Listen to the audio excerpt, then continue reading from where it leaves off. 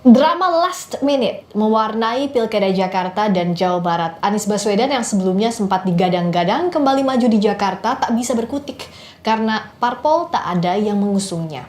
Pun hal serupa terjadi di Pilkada Jawa Barat hingga malam tadi.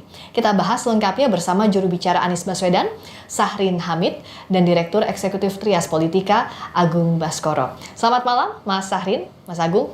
Selamat malam dan selamat. Selamat malam. Saya ke Mas Syahrin dulu. Sebenarnya apa yang terjadi di last seconds, bahkan di detik-detik terakhir kemarin Pilgub Jawa Barat yang terbaru? Sebenarnya ada tawaran atau tidak dari PDI Perjuangan ke Mas Anies untuk maju di Pilgub Jawa Barat? Ya, jadi memang di saat-saat terakhir bahwa ada tawaran itu. Ada tawaran Dari? dari partai politik yang meminta agar Mas Anies bersedia untuk ikut di pilkada di Jawa Barat. PDIP itu?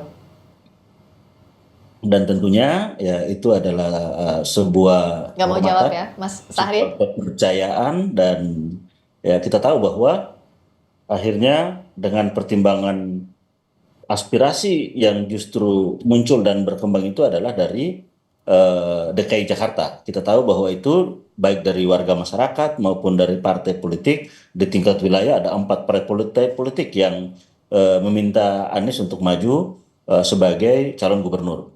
Sementara di Jawa Barat kan berbeda. Di Jawa Barat kita tidak melihat bahwa ada panggilan itu. Oleh karenanya Mas Anies memutuskan bahwa tidak maju di Pilkada Jawa Barat. Oke, kalau tidak ada aspirasi, kenapa kemarin situasinya sampai malam hari bahkan DPC PDIP Kota Bandung bilang bahwa 95% Anies Ono. Lalu di detik-detik terakhir akhirnya Mas Anies nggak jadi. Padahal sebelumnya staf susnya Mas Anies sempat bikin status di X bahwa train to Bandung, isinya begitu.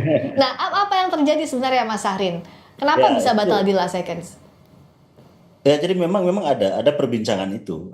Kita harus akui bahwa perbincangan tentang Jawa Barat itu ada, dan kalaupun ya masalah tiket itu kan sangat pribadi, dan itu tidak lantas mewakili ke semua tim dari Mas Anies. Nah, oleh karenanya perbincangan itu, dan ya kita menjawab dengan baik, dan tentunya karena kita tahu bahwa hubungan Mas Anies dengan partai-partai tersebut berlangsung baik.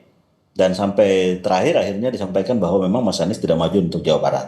Nah, hal lain bahwa hubungan antara Anies Baswedan dengan PDI Perjuangan ini adalah hubungan yang sangat strategis. Ada kesamaan pikiran, ada gagasan, ada platform perjuangan yang sama.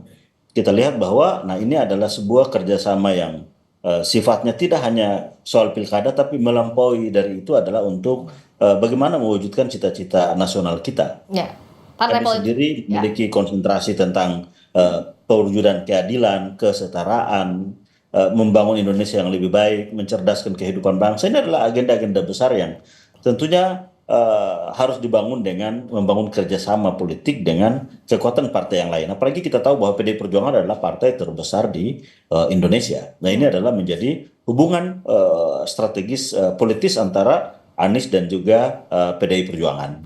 Nah, kalau Mas Hasto bilang bahwa tidak ada pembicaraan untuk Jawa Barat, adanya DKI Jakarta. Tapi Kang Ono tadi bilang bahwa sebenarnya ada nama Anies. Nah, jadi sebenarnya apakah ada miskomunikasi antara misalnya DPD PDIP dan DPP PDIP komunikasi dengan tim Mas Anies soal Jawa Barat ini? Tidak ada yang salah dalam komunikasi. Hanya pertimbangan kita bahwa memang Mas Anies itu lebih banyak panggilan dan aspirasi dari warga masyarakat itu di Jakarta, bukan di Jawa Barat. Nah, melihat itu maka ya diputuskan bahwa memang bukan Jawa Barat yang menjadi tempat Mas Anies. Nah, oleh karena itu diputuskan untuk tidak tidak maju di Jawa Barat. Nah, walaupun memang kita tahu bahwa syarat untuk mendaftarkan Mas Anies ya itu sudah cukup lengkap, sudah komplit, artinya memenuhi syarat untuk daftar di KPU. Tapi kan tidak hanya sekedar maju, kita memiliki agenda besar yang terkait dengan bagaimana gagasan-gagasan Indonesia ke depan. Jadi tidak lantas kerjasama Anies Baswedan dan PDI Perjuangan hanya sebatas pilkada, tapi tentunya lebih dari itu, lebih panjang dari itu, dan masih banyak agenda-agenda strategis lainnya untuk ke depan. Dan ini tentunya harapan kita kerjasama dengan PDI Perjuangan juga begitu dalam konteks jangka yang lebih panjang, tidak hanya di momentum pilkada ini. Mas Arin, ada intervensi dari luar, dari kekuasaan atau tidak dengan gagalnya Mas Anies? Karena Kang Ono bilang ini karena dijegal Mulyono and the gang. Ke siapa merujuknya? Ya, kalau dari sisi Mas Anies tentunya tidak ada ya, tidak ada tekanan ke Mas Anies, tidak ada upaya-upaya itu terhadap Mas Anies. Kalau terhadap partai politik kan kita nggak tahu, itu tentunya partai politik yang merasakan itu. Tapi dari sisi Mas Anies sejauh ini tidak ada hal-hal yang dikatakan sebagai tekanan secara personal terhadap pencalonan Mas Anies Baswedan. Nah, namun kalau untuk partai-partai tentunya partai-partai yang lebih tahu, yang tentunya merasakan terhadap yang mungkin mereka lebih tahu dibanding, karena itu adalah instrumen internal atau dinamika internal atau hal-hal internal yang dirasakan oleh partai tersebut. Karena tadi Mas Anies di video kan bilang bahwa partai mana sekarang yang tidak tersandra kekuasaan. Nah, ini merujuk kepada gagalnya Mas Anies maju di Pilkada Jakarta dan Jawa Barat kah? Ya, itu kan pertanyaan. Jadi bentuknya adalah pertanyaan. Nah, sehingga tentunya publik bisa menjawab. Nah, makanya dari sisi itu, dan kita tahu juga ternyata bahwa hampir sebagian besar partai ini kan sudah juga menyatakan menjadi bagian dari pemerintahan ke depan. Kita tahu koalisi partai politik yang saat ini kan tidak hanya koalisi Indonesia Maju, tapi kan sudah koalisi Indonesia Maju plus plus. Dan yang di luar itu kan hanya PDI Perjuangan. Jadi artinya bahwa yang akan menjalankan pemerintahan ke depan, ini adalah koalisi besar, hampir 100% partai, sehingga hanya menyisakan satu partai di luar. Nah, untuk itu maka ketika bahwa apakah ada pertanyaan yang sebagaimana disampaikan oleh Mas Anies, yaitu adalah sesuatu yang wajar. Dan untuk itu itulah yang menjadi satu jalan baru untuk memikirkan kekuatan politik yang harus dibangun ke depan. Nah, Mas Agung, bagaimana menarik benang merahnya dengan pertanyaannya Mas Anies yang secara politik itu juga bisa jadi pernyataan. Partai mana yang tak tersandra dengan kekuasaan? Mencalonkan saja sudah berisiko tadi kata Mas Anies. Di sisi lain juga Kang Ono, Ketua DPD PDIP Jawa Barat bilang bahwa ini dijegal oleh Mulyono and the gang. Ya, kalau dalam konteks Jakarta, saya melihatnya memang alasan Mas Anies gak maju lebih ke eksternal ya, Friska. Apa itu? Tapi kalau di Jawa Barat, ya karena ada bekerjanya instrumen invisible hand ya, instrumen-instrumen yang memang tidak menghendaki Anies maju karena beresiko ketika nanti beliau dapat panggung, maka instrumentasinya, orkestrasinya bisa berdampak di 2029. Kekuasaan Ya, atau siapa yang dimaksud? Artinya pemerintahnya Pak Jokowi atau Pak Prabowo juga? ya saya hanya menyederhanakan invisible hand saja, Friska. Jadi invisible hand yang punya otoritas untuk mengatur ya mengendalikan ya politik kita sampai hari ini seperti itu. Nah, tapi kalau dalam konteks Jawa Barat memang harus diakui lebih banyak alasannya tidak maju karena internal, karena pertimbangan-pertimbangan elektoral juga mungkin. Sampai hari ini tidak ada survei yang menempatkan Mas Anies sebagai kandidat yang potensial di Jawa Barat ya. Walaupun di Pilpres suara Mas Anies cukup lumayan ya, prosentasenya 30%-an kalau saya tidak salah seperti itu. Jadi saya melihat ada dua hal yang perlu kita bedakan. Di Jakarta alasannya lebih ke eksternal, tapi di Jawa Barat alasannya lebih internal. Kenapa kalau misalkan maju di Jawa Barat dipaksa, ada kesan kelihatan Mas Anies terlalu ambisius ya, ingin dapat posisi, ingin dapat porsi untuk tetap berada di orbit kekuasaan. Tapi ketika Mas Anies menolak itu, saya kira patut kita apresiasi. Saya angkat topi seperti itu, dan ini membuktikan bahwa tidak semua politisi ya harus punya posisi ketika ingin berkiprah di Republik gitu. Ada banyak cara, ada banyak media yang bisa dioptimasi, dan saya tadi mendengar pidato Mas Anies dengan durasi 14 menit lebih ya. Itu sangat menarik, dan saya kira kabar baik bagi demokrasi kita karena oposisi kita belum banyak, hanya PDIP. Namun ketika Mas Anies bisa menggunakan panggung untuk menyeimbangkan pemerintahan, check and balances akan lebih optimal, dan saya kira publik menanti itu. Nah, karena saat ini belum berparpol, meskipun nanti kita akan bahas soal ada rencana membuat partai politik, tapi posisi mana yang bisa dilakukan untuk check and balances? Ya, saya kira tidak harus menjadi partai ya, kita menjadi kekuatan penyeimbang pemerintahan. ketika kemarin ada kawal putusan MK, saya kira banyak organisasi maupun masyarakat sivil bahkan sampai level aktor, komika dan seterusnya terpanggil. Bahkan profesi-profesi yang selama ini tidak muncul kayak psikolog, akuntan ya, eh, perencana keuangan dan seterusnya, profesi-profesi baru, YouTuber itu tampil di panggung depan politik kita menyuarakan aspirasi, dan itu punya punya dampak yang luar biasa besar, akhirnya mampu menggerakkan secara organik kekuatan-kekuatan massa di luar apa bayangan kita ya. Bahkan mahasiswa yang selama ini menjadi pakem bahwa mereka harus mengambil peranan di panggung depan juga terbantu dengan kehadiran itu, dan itu yang ditakutkan oleh penguasa manapun ketika seluruh elemen masyarakat, bukan hanya yang utama ya, NGO, LSM, mahasiswa kampus juga turut terlibat. Ini berarti menjadi gerakan semesta, dan ini harus diwaspadai oleh bukan hanya pemerintahan Presiden Jokowi, tapi besok pemerintahan Presiden Prabowo Gibran harus hati-hati ya, kalau tidak mereka bisa mendapatkan ya snowball effect dari residu-residu kekuasaan yang minor di masa pemerintahan Presiden Jokowi. Nah kalau Mas Sal, bagaimana untuk membacanya? Karena Mas Anies ini kan bilang ada kemungkinan bahwa akan nantinya Mas Harin untuk membuat partai politik. Nah, bagaimana plannya ini? Realnya seperti apa, Mas Harin? Ya, baik. Tentunya ini sedang masih dalam pertimbangan. Itu adalah opsi yang sudah dibuka oleh Mas Anies, bahwa kita tahu Indonesia, pilar demokrasi adalah salah satunya adalah partai politik. Untuk itu pelembagaan demokrasi di dalam partai politik ini menjadi penting. Oleh karenanya bahwa eh, partai politik menjadi saluran aspirasi formal yang diakui secara konstitusional, ini yang harus dibangun.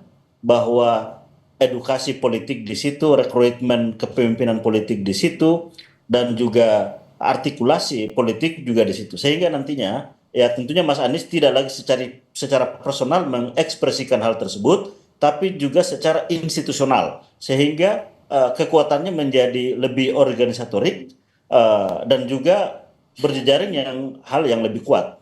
Nah, oleh karenanya pilihan-pilihan ini adalah pilihan yang rasional, bahwa ada latar belakang elektoral yang sudah dimiliki, ada gagasan-gagasan yang diperjuangkan, dan juga ada kekuatan formal yang sudah tersedia. Nah, oleh karena itu maka pilihan membangun partai politik adalah pilihan yang sangat rasional bagi seorang Anies Baswedan. Ketika partai-partai yang lain sudah menentukan posisinya di dalam pemerintahan, maka tentunya mengisi ruang di luar pemerintahan ini menjadi penting. Oleh karenanya pilihan untuk mengisi itu tidak lagi menjadi tindakan personal, tapi sudah menjadi harapannya ke depan adalah tindakan institusional. Nah, oleh karenanya inilah yang sedang tahapan-tahapan ini sedang dipikirkan untuk dijadikan opsi secepatnya. Nah, Mas Agung, rasionalnya bagaimana untuk menimbang? Karena kan untuk organ relawan, ormas, dan parpol ini berbeda untuk membentuknya, apa yang dibutuhkan, termasuk juga implikasinya.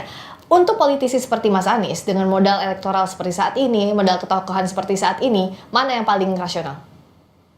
Ya, saya kira karena party ID di Indonesia itu sangat rendah dan bergantung dengan figur ID, maka momen Mas Anies seperti sekarang ini perlu dikanalisasi dalam instrumen yang lebih formal ya, dalam konteks kita berdemokrasi yaitu partai politik gitu. Nah, saya kira masih butuh proses, butuh waktu, tapi yang jelas memang harus dikanalisasi apapun lah bentuknya, walaupun ujungnya nanti partai ya. Karena ketika mau ikut pemilu ataupun kompetisi elektoral harus ada partai. Pun kalau tidak akan sangat menantang ya calon Ya. independen dan seterusnya dalam konteks pilkada atau pilpres seperti itu. Jadi saya rasa dengan momen seperti sekarang sangat positif, bisa terbentuk institusi apapun ya, partai ataupun ormas, karena mumpung masih ada momennya gitu.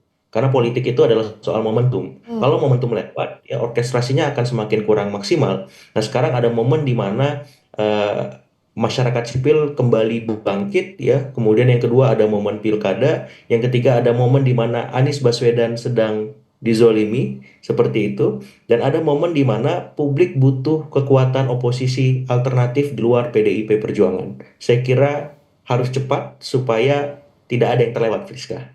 Bisa cepatnya kapan, Mas Harin? Ya, kita sesegera mungkin, secepat-cepatnya, dilaksanakan dengan waktu yang sesingkat-singkatnya. Nah, modalnya gimana modal untuk membangun kalau untuk secara formalnya kan partai politik mencalonkan terganjalnya Mas Anies dengan parpol di tahun ini. Nah, bagaimana secara konkret yang membangun langkah menuju itu? Ya, satu hal kita tahu bahwa demokrasi ada dua tipologi. Yang pertama adalah demokrasi partisipatorik, di mana rakyat berpartisipasi secara aktif, dan yang kedua adalah ada mobilisasi politik misalnya. Nah, kita berharap bahwa sebagaimana kita tahu, kekuatan Mas Anies dalam setiap momentum elektoral itu adalah pada kekuatan relawannya. Kekuatan relawan yang ada ini itu sangat partisipatif dan mereka melakukan ekspresi politik secara mandiri. Mandiri dalam artian bahwa pikiran-pikirannya, sarana prasarananya, dan juga terhadap seluruh dukungan kegiatannya. Nah, ini tentunya adalah satu model partisipasi demokrasi yang kita melihat ini adalah peluang. Nah, peluang itu artinya harus dibangun sehingga ada kanalnya. Kanalisasi inilah yang kita harapkan ketika nanti terbuka, muncul secara masif partisipasi itu dari Sabang sampai Merauke, sehingga nantinya kanalisasi inilah yang akan kita formalisasi menjadi sebuah kekuatan yang terstruktur. Karena kita tahu bahwa selama ini Anies adalah seorang sosok yang belum memiliki sebuah institusi politik yang kuat. Nah, harapannya bahwa dengan Anies membentuk sebuah partai politik baru, ini menjadi Anies terinstitusionalisasi gagasannya, langkah-langkah perjuangannya, dan itu akan ditopang oleh struktur politik yang kuat. Dan harapan kita adalah ini akan menjadi kekuatan partai politik alternatif yang bisa menjadi penyeimbang signifikan dari kekuatan koalisi partai yang ada di dalam pemerintahan. Sehingga nantinya harapan kita bahwa ya ada sebuah kekuatan selain PDI Perjuangan, yaitu ya kekuatan politik baru yang akan dibawa oleh Mas Anies sebagai kekuatan check and balances terhadap jalannya pemerintahan ke depan. Karena bagaimanapun pemerintah harus dikontrol. Kebijakan-kebijakan pemerintah harus diberikan kebijakan-kebijakan alternatif. Nah, inilah yang sedang dirumuskan untuk dibangun ke depan. Mas Agung, yang realistis selain logistik, apalagi yang dibutuhkan modalnya kalau begitu? Ya, supaya besar partai itu harus punya ideologi, Friska. Ya, kita tahu banyak partai yang sekarang ada di tiga besar, katakanlah PDIP, ya, kemudian Gerindra, kemudian ada seperti itu. Nah, mereka selain punya logistik, ada ideologinya. Selain punya ideologi, ada figurnya. Nah, Mas Anies itu saya kira bisa memenuhi dua hal sementara ini, ideologi dan kefiguran, ya. Nah, untuk logistiknya kan mengikuti, karena saya lihat trennya Mas Anies ingin membangun demokrasi partisipatorik seperti negara-negara yang demokrasinya maju, ya, di Amerika. Jadi yang menyumbang itu bukan kandidatnya atau orang-orang tertentu saja, tapi ini seluruh masyarakat ataupun pemilih, ya. Jadi ini bisa menjadi terobosan baru dan mendisrupsi partai-partai politik di Indonesia di masa mendatang kalau memang bisa berjalan.